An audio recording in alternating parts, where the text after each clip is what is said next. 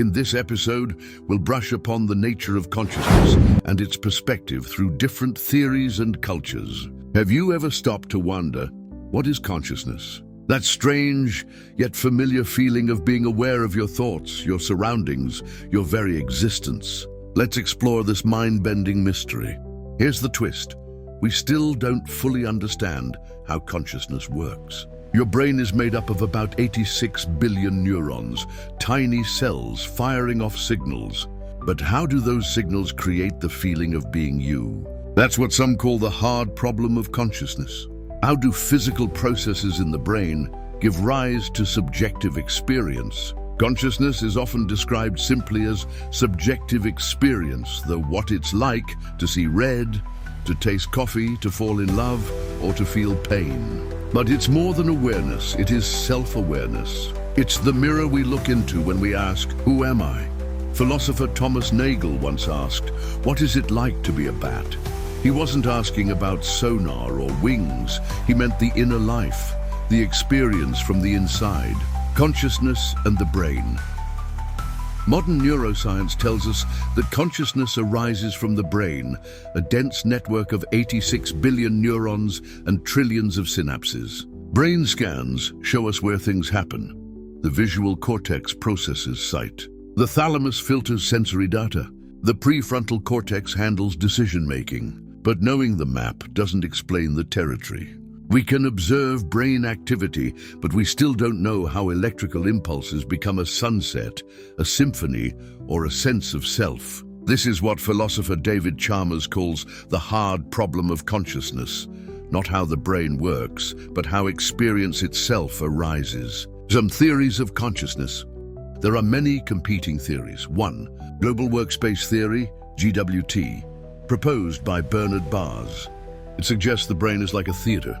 Countless processes compete behind the scenes, but only some reach the spotlight of consciousness, the global workspace where attention, memory, and decision-making happen. 2. Integrated Information Theory, IIT. Giulio Tononi's theory suggests that consciousness arises from the integration of information.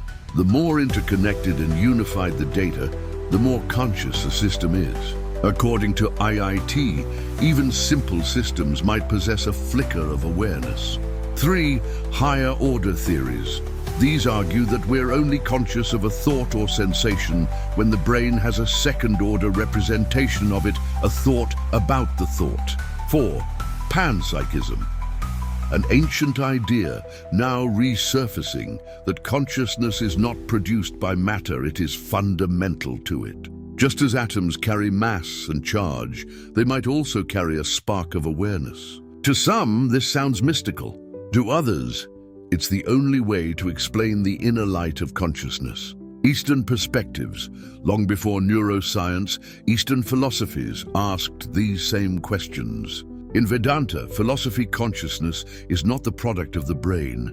It is the ground of all being.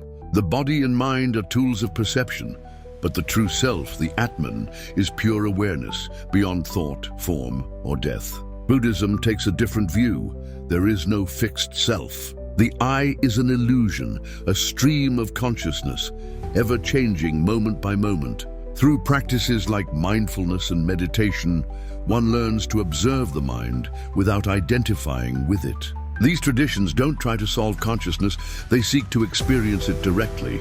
Altered states and boundaries of consciousness. What happens when consciousness is altered? Under anesthesia, the world disappears. In dreams, we enter strange realities created by our minds. Psychedelic substances dissolve the ego and create intense feelings of unity or timelessness. Some people, during near-death experiences, report vivid perceptions, a sense of peace, even visions of other realms. Are these just illusions of a dying brain or glimpses into something beyond? Could machines be conscious? In an age of artificial intelligence, we now ask, could machines one day become conscious? Modern AI can write poetry, translate languages, and even mimic emotion. But it doesn't feel anything. It processes, but does not perceive. It simulates understanding, but does not know. For now, machines have no inner world.